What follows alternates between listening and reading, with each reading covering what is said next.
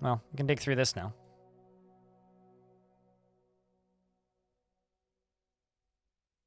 Okay, so that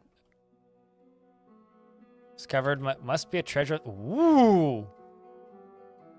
A glowing metal pick. Okay, that's going in the throne room. And we'll also fortify this and take a peek through. And I'll also fortify that and take a peek through. And this right here is just all going to get smoothed.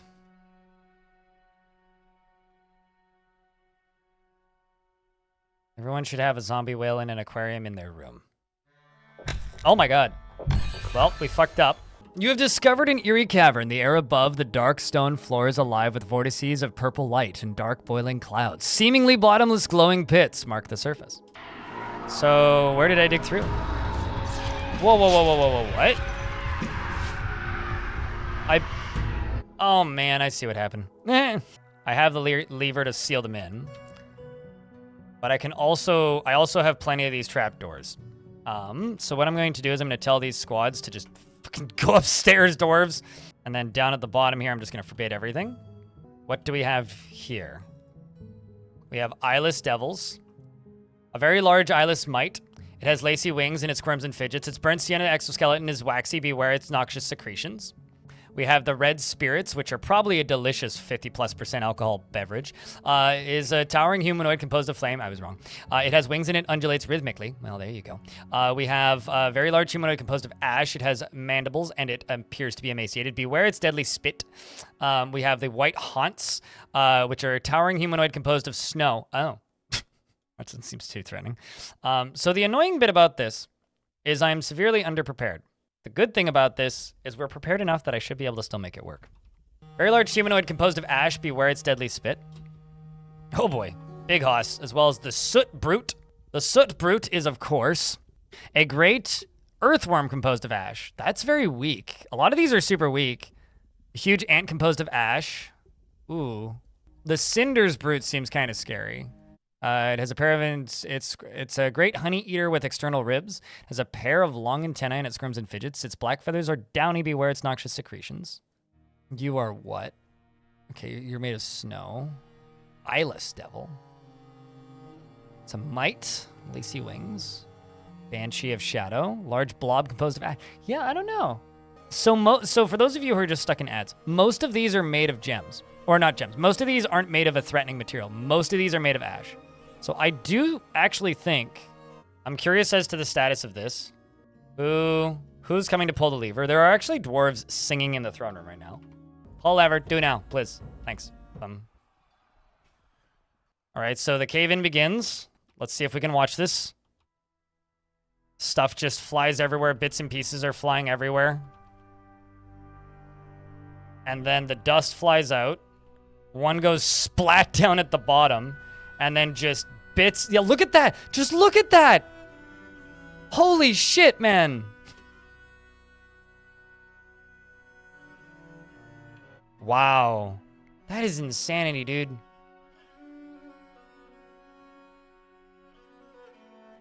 That is truly insanity. There is a individual salt specter here. Doran is fighting with this monster. We do have a few other dwarves in here, including Zatan and Doran. They're all no longer with us. No, actually, I can't lock one of these because they'll just come out this way. Well, that's not good. All right, well, Indiridius is very brave, apparently. I thought I told you guys to station back there. No, keep running forward. Indiridius, the Baron of Lanced Roof, dives in and immediately catches fire. As for the combat log, he says, I have been caught in smoke underground. That's very annoying. Few turns, moves forwards. And Indiridius is moving backwards, dodging backwards as quickly as possible, still on fire, blazing in flames, and is trying to strike at him, but doing nothing but missing. He also, he's getting punched, but his weapons are deflecting it pretty effectively. And then Thob, the wrestler back here, just gets sniped with a fireball. Up here, we do have our ball of soldiers. I don't know why this dwarf is walking this way, but Deller the Glassmaker, if you die, that, my friend, is on you. No, dwarf, I told you to do the... Not my fault he didn't like... You too, you doofus! I mean, hey. It's on you there. Deep sea fishing is going exploring and is now on fire. Fireballs flying out. I'm seeing bolts being loosed. I'm seeing my soldiers charging forwards. This is a salt specter, which is a large humanoid composed of salt. It has a long, straight horn and it undulates rhythmically. And that's about it. BGBG, thanks for becoming a YouTube member. Bolts are going out. Okay, right behind it is this thing, which is the black monster, which is a great monster with noxious secretion, so it spits, basically. And I think we're getting some hits in.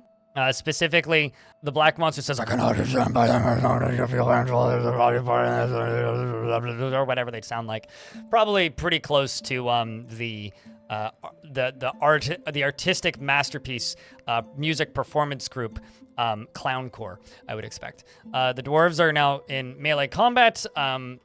This dwarf right here is in pieces, or about to be.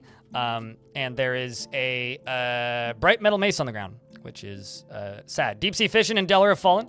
The dwarves are doing their damnedest to move forward through this thing. The Baroness of Gravelheim slashes the Ghost of Ash with her copper short sword, and the severed part sails off in an arc. So bits and pieces of this creature are flying everywhere, so that's a good sign. Actually, I think this creature is straight up dead. Nope, English is, though. And, yeah, it's still alive. There's also this gigantic black monster up here who is currently shaking a mace lord around by the lower body, and the lower spine collapsed. Oh, okay, well, I guess that's how you died. The dwarves are fighting at the back line. Kokoroko here is dueling with the Baroness of Gravelheim and stabs the Ghost of Ash in the upper body with the copper short sword, tearing the tissue. And bits and pieces are flying off of things. They're very large creatures. I'm going to try and move the melee squad up and see if that helps at all, because I need more backup for these soldiers. We do have another squad that are hiding upstairs, but we'll see how much they're actually able to do. Kokoroko here is fighting with that copper short sword still and is slashing the Banshee in the rear leg with her right hand, and the severed part sails off in an arc. We're not going to have a lot of time to pull a very specific lever to lock this area in. Rosie was found dead, by the way, who killed probably the most forgotten beasts of anybody here, as well as several of our nobles have now passed. We have two creatures right here. One of them is healthy, the other one is bleeding like crazy. The dwarves are all starting to line up. These red spirits are what truly scare me back here. Oh no, a cat died. Anyways, up here in the back, we still have another one of these coming down, as well as probably more. Yep. This area is kind of funny, though. Looking at this sucker, we've got bolts flying still. That one's made of bronze. Do you have bolts? Please tell me you have bolts. Yay, you have some bolts. Excellent. Cowbone bolts. They'll do. They're better than nothing. Not by much, but they are better than nothing. We do still have most of this squad left, which is actually a good sign, because most of them are very, very good at, doing the dwarf murder thing. Kokoroko here is currently slashing the Banshee in the right leg with her right hand, and the severed part sails off in an arc. The Baroness of Gravelheim stabs the slush Banshee in the up... Wait, the slush Banshee? What the heck is a slush Banshee? The dwarves are continuing to fight backwards. I'm pretty sure this is the one dwarf left in here. This legendary swords dwarf. Here's hoping you get yourself, by that I mean a martial trance. So I am going to need to lock this area by pulling the lever to close these. The problem is, where the hell are the rest of my soldiers? Specifically the melee ones. Like, where are you? Okay, so you're all the way up here. The question is, can they get down there in time to even help? I'm not entirely certain they can. Kokoroko, you are a goddamn hero. Something better than a copper sword. Here's the thing. She had many opportunities to take adamantine weapons, but chose to keep it. I think she knows what she's doing. Kokoroko here has just slashed the Cinder's Brute in the abdomen with her short sword, and their severed part sailed off in an arc. So how many kills do you have? Okay, so the Ghost of Ash, the Slush Banshee, and the Cinder's Brute. What the hell is a Slush Banshee? Because I haven't actually spotted one yet. Okay, there's one other. It's a gigantic quadruped composed of snow. Okay, got it. So Kokoroko. Well, I mean, she's still okay. She does have some sensory nerve damage, so she's clearly like, oh, I see. It's an old scar. But she's doing okay. I mean, she's more or less wearing nothing but armor at this point. Dodging around, fighting with not one but two creatures, the Cinder's Brute and the Eyeless Devil, currently fighting with the Eyeless Devil. The Baroness slashes the Eyeless Devil in the first leg, and the severed part sails off in an arc. Meanwhile, she is blocking lots of potential attacks on her. Itab over here is having a bad time, and actually is being grabbed by the Salt Spectre, which is ripping its arm. So this dwarf back here is having a hard time. Do you guys have any bolts for backup? No, not really. Do you have any bolts for backup? Yes, you do. Let's see what we can witness here. There's also this, which is the truly terrifying nightmare. The dwarf is continuing to fight. Let's just unpause the game briefly. And, okay, so let's see what happened. I'm trying to repause. Shit. Baroness slashes the devil in the 5th foot.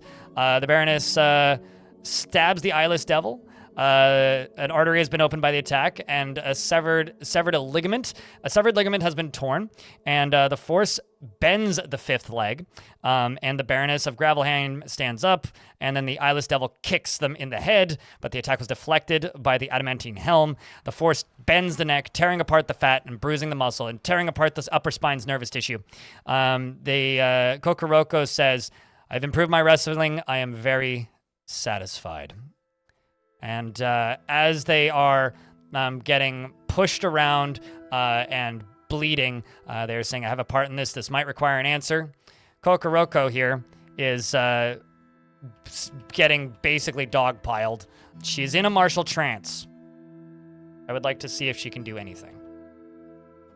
She is on fire in a martial trance, not getting any hits in. So basically, in order for me to allow this to happen, I would need to clear all the smoke and the fire and everything. So I'm not going to do that. But did finally get that martial trance. Doesn't feel anything while in conflict.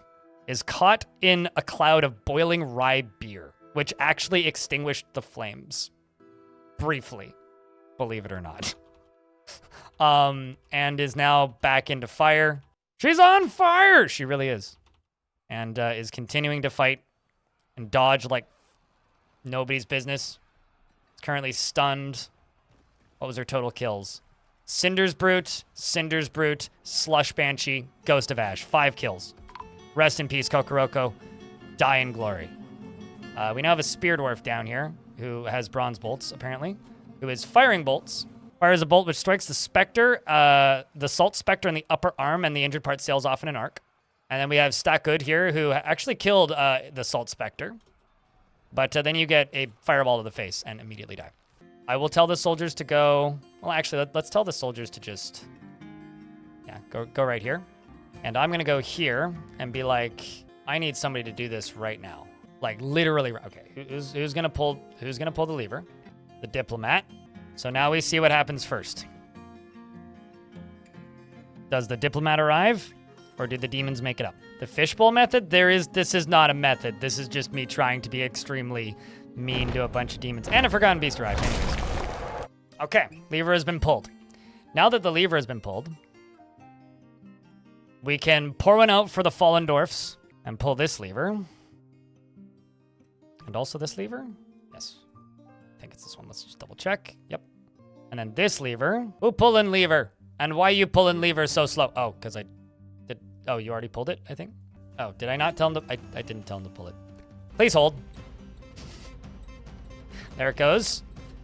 Okay, so now that it's doing that, they can climb in. And go up here. And that's their way out. The Soot Brute, once again, is a great earthworm composed of ash. It has wings and a bloated body. It's gonna now, I guess, flap around at the top of the fishbowl. I mean, that's kind of incredible. Any more? Here comes a Seardeeps, who killed Kokoroko, and by the way, Kokoroko's full name was Planing to the Enchanted Mechanisms of Heaviness. I think they're calling him Fat Chat. So because they do have a way into the fort, they should be trying to path in this way. There goes another one. So that's, what, 1, 2, 4 demons in the fishbowl. So the bottom one is shut. So it's just this one. It's in the burrow. Here comes a dwarf. Ognet, the tavern keeper, is doing the honors. Pulls the lever. And boom. We now have 1, 2, 3, 4 demons in a fishbowl. Now that we have 4 demons in a fishbowl, we need to see where the rest of them are. Because, oh, well, that's all just full of lava, so we don't need to worry about the dwarves pathing into here.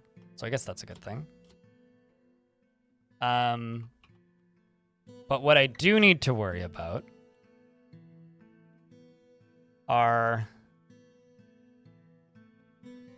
demons that are here. So let's see who's still in the military.